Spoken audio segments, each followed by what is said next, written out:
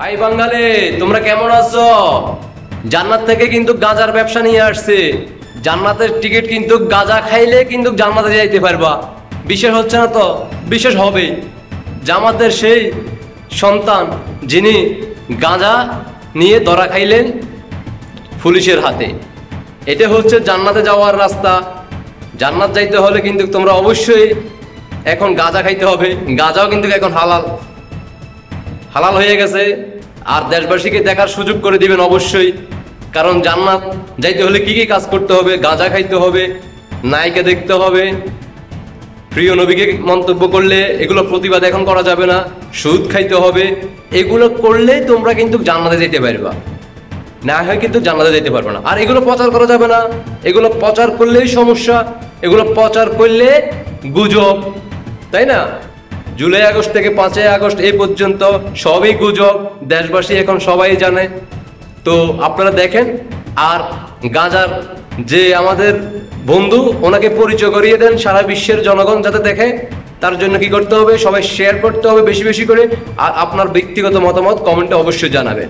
দেখতে থাকুন আমাদের গাঁজার সেই জনপ্রিয় জান্নাতের সেই সন্তানকে কি বলে শুনুন আর দেখেন।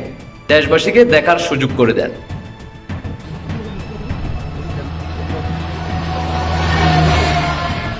কি নাম তোমার? হ্যাঁ, রুবেল। কোথেকে আসছো? কোথেকে আসছো? তোমার নাম কি? বাপের নাম? এগুলা কি? হ্যাঁ, গাঁজা। কই নিয়ে যাবা? এখানে বাজনা বাজনা দেবো না।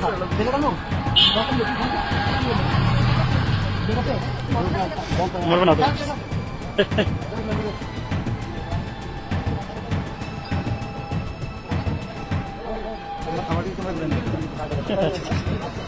এই আপনি সরেন, আপনি সরেন। এই চুপ করেন, এদিকে করেন, এদিকে করেন। পাঞ্জাবিটা খুলেন। ওর গাইড আছে, গাইডে কাটেন।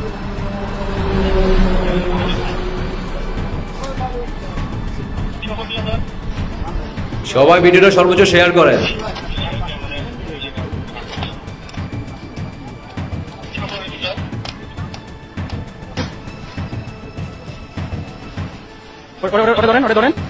জান্নাত বিক্রি করা, টিকিট বিক্রি করা, সেই সংগঠনের সদস্যদেরকে পরিচয় করিয়ে দেন। সবাই ভিডিওটা সর্বোচ্চ শেয়ার করেন। আশা করি সবাই বুঝতে পারছেন। এবার দেশবাসীকে দেখার সুযোগ করে দেন।